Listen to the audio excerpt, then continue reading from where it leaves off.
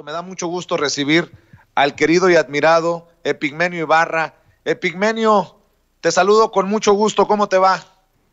Muy bien, querido Vicente, ¿cómo estás?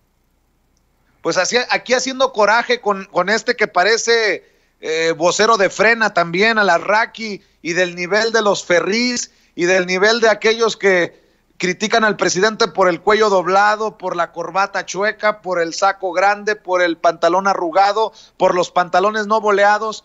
Por favor, y hay cada vez, espero que la boca se haga chicharrón, cada vez más despistados que van a protestar contra el comunista en el Zócalo. Entendió el que entendió, mi querido Epigmenio. Yo fíjate que no coincido contigo, no creo que cada vez vayan más. Son muy ruidosos, pero son muy pocos. Y la pura verdad, yo pero ni de casualidad leería a las Raki, así que no te amargues, no te amargues, simplemente hay que darle la vuelta a la página. La pura verdad Bueno, es que la prensa escrita en México llega a muy pocos. Es un producto de consumo interno, son casi chistes privados que se cuentan, porque parten del principio de que somos imbéciles y desmemoriados, de que no sabemos quiénes son, ni de dónde vienen, ni cómo han actuado en el pasado. Entonces hoy se presentan como víctimas cuando en estricto sentido han sido cómplices de los victimarios toda la vida. Cuando callaron, cuando los ataques contra la libertad de expresión eran terribles. Yo nunca vi a ninguna de estas personas que hoy rasgan sus vestiduras y se quejan de acoso y hostigamiento en las calles protestando cuando íbamos a la Secretaría de Gobernación por los asesinatos de periodistas. Nunca. Jamás los vi cerca de los padres de Guardería BC, menos con los 43, con las madres y padres de Ayotzinapa. O sea, son gente que ha estado al servicio del régimen y que hoy está muy resentida. De eso escribo. Están muy enojados, digo, están encabronadísimos. Y peor que se van a poner, mi querido Vicente, porque toda transformación afecta a intereses. Y esa afectación de intereses produce reacciones viscerales como las que estamos viendo en la prensa todos los días. Este linchamiento masivo del presidente y esta violencia con la que habla un intelectual refinadísimo que le dice pendejo y petulante al presidente, y habla igualito que el fanático vulgar de Gilberto Lozano. Los hermana el odio, los hermana la mentira, los hermana el descontento con una realidad. Fueron aplastados. Ya no son los dueños del oído presidencial. Ya no le dicen qué hacer al presidente. Ni cayó de hinojos frente a los empresarios, ni les pidió consejos a los intelectuales, ni pidió misericordia a la prensa, ni buscó tregua con los partidos políticos. Está cumpliendo con la tarea que le encomendamos 30 millones de mexicanos. Cambia de régimen. Signifique esto lo que signifique. La primera cosa, una confrontación radical con la prensa conservadora, acostumbrada a vivir del dinero del erario y acostumbrada a cantar alabanzas y a que le paguen por callar y le ordenen qué decir. fíjate, Epigmenio, que la única razón por la que le presto atención a la Raki, a Francisco Martín Moreno, a todos los Riva Palacio, los Iriar, todos los que publican un día sí y el otro también contra Andrés Manuel López Obrador, es porque esos son los amigos del poder. Y, por ejemplo, recuerdo aquella fiesta que exhibió del cumpleaños 75 del conocido en el bajo mundo del panismo como el jefe Diego Fernández de Ceballos, Xóchitl Gálvez en Periscopio, en donde vimos a periodistas, a políticos disque adversarios y todo el mundo departiendo, o aquella fiesta de la boda de la hija de Juan Collado, hoy en el bote, en donde estaba, entre otros, el expresidente Enrique Peña Nieto, cantaba Julio Iglesias, y ahí también estaba Luis María Aguilar, el ministro, que hoy, si por él fuera, se declarara inconstitucional la solicitud del presidente para la consulta popular para enjuiciar a los expresidentes. Por eso lo menciono, porque son este grupillo que se cree VIP o que se creía permanentemente merecedor de los privilegios, querido Epigmenio. Exacto, el presidente dijo muchas veces la mafia del poder. ¿Quiénes son? Jueces, empresarios, políticos, periodistas, dueños de medios, que se repartieron el país. El presidente de la República era, en sentido estricto, un presidente corporativo de Televisa, un vicepresidente de Televisa. Estaba ahí en el cargo para servir los intereses de un grupete y estaba en el cargo soportado por una bola de aliados o cómplices que en los medios, en los negocios, en la política, le hacían coro a todo lo que proponía, cantaban alabanzas y le ayudaban a ocultar los crímenes que cometía. Este ministro, pues es un abogado de oficio de Felipe Calderón, por él fue colocado. Dice defender los derechos humanos de 6 individuos e ignora los derechos humanos de millones de mexicanos. Sería bueno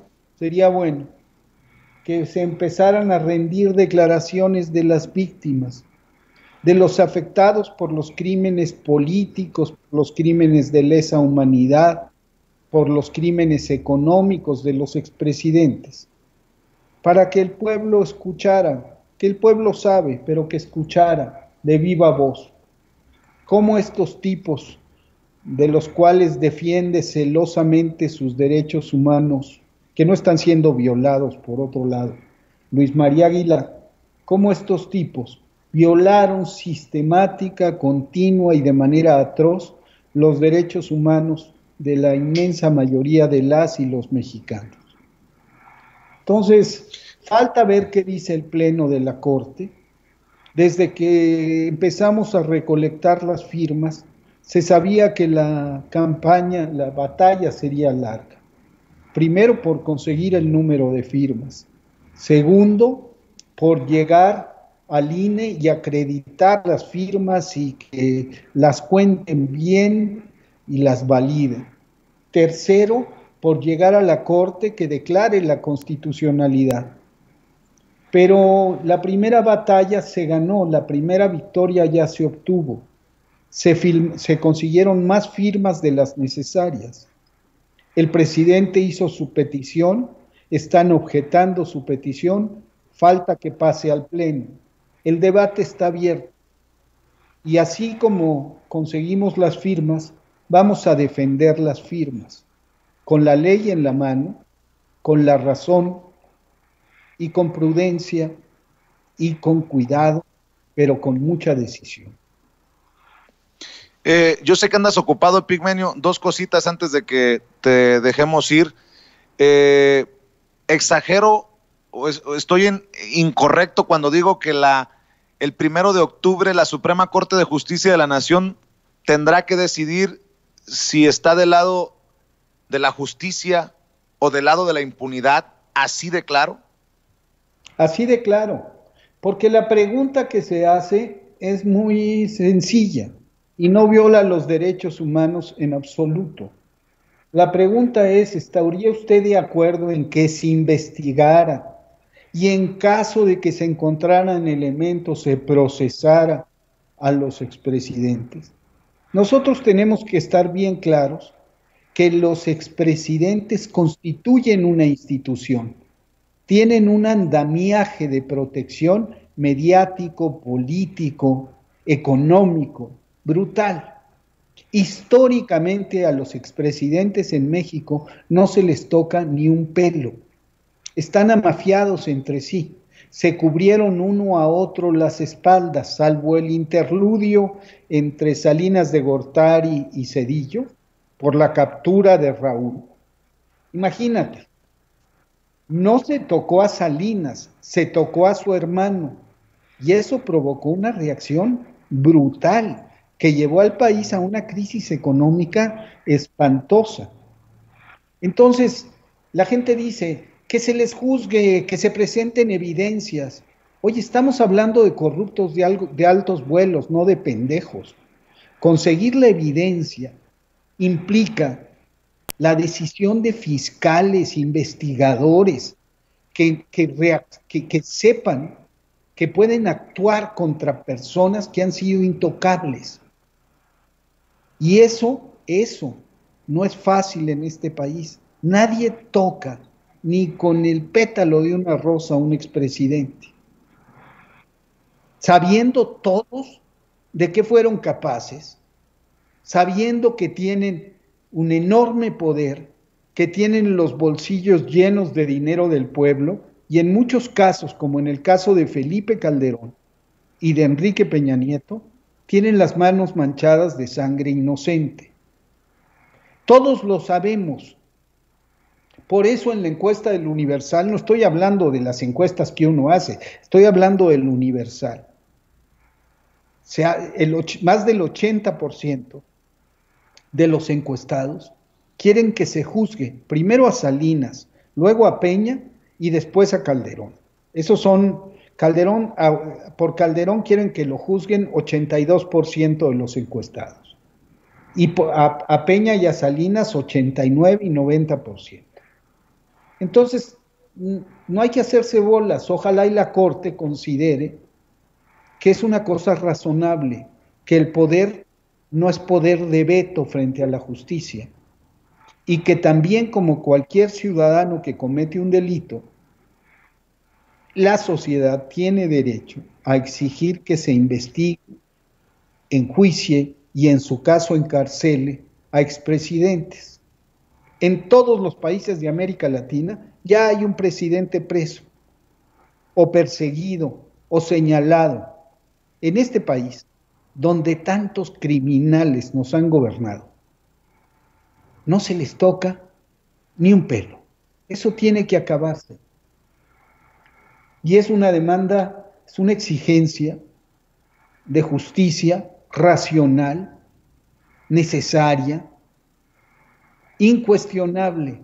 Espero que la Corte, en el Pleno, en el debate, no dé la espalda a la justicia y a esta exigencia multitudinaria, que el presidente exprese su petición, que después analizarán la que presentamos 2.7 millones de mexicanos, y que está en el ánimo popular.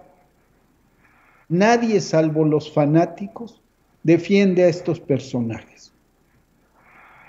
Nadie. Entonces, ojalá y se les juzgue, mi querido Vicente. Y ojalá y la Corte para cerrar, no le dé la espalda a la justicia. Y para cerrar, ayer hablaba con Alina Duarte y con Omar García. El 29, o sea, el martes, les tocará a Ariadna y a Omar, entre otros, ir a presenciar la apertura de las cajas con las firmas, las más de 2,5 millones de firmas del pueblo pidiendo la consulta en el INE. Y 2 días después, el jueves primero, toca el tema la Suprema Corte de Justicia de la Nación. Hemos hablado de que no basta con firmar. Aquí toca también ya la movilización social de acompañamiento, Epigmenio. Sí, hay que defender la firma. La firma es otro grito, es un grito de justicia. Y para ser escuchados hay que defender la firma. Yo trataré de estar, si se puede, por lo menos afuera del INE, apoyando a Omar y a Ariadna. Y lo mismo en la Corte. Nos toca hacer presencia, nos toca decir aquí estamos, firmamos, queremos justicia, queremos ser escuchados. Y eso es, nos toca movilizarnos, en efecto. Pues que ahí quede este llamado, que respaldamos, que suscribimos, fuera máscaras, y desde este pequeño, grande, como lo quieran ver, Espacio Sin Censura, respaldando al pueblo que quiere ser escuchado, al pueblo que no quiere revanchas, no quiere venganza, pero quiere justicia. Querido Epigmenio, te agradezco mucho por el tiempo, te agradezco por tu generosidad y te mando un abrazo. Un fuerte abrazo, mi querido. Chao. Gracias. Es Epigmenio Ibarra hablando con nosotros sin censura.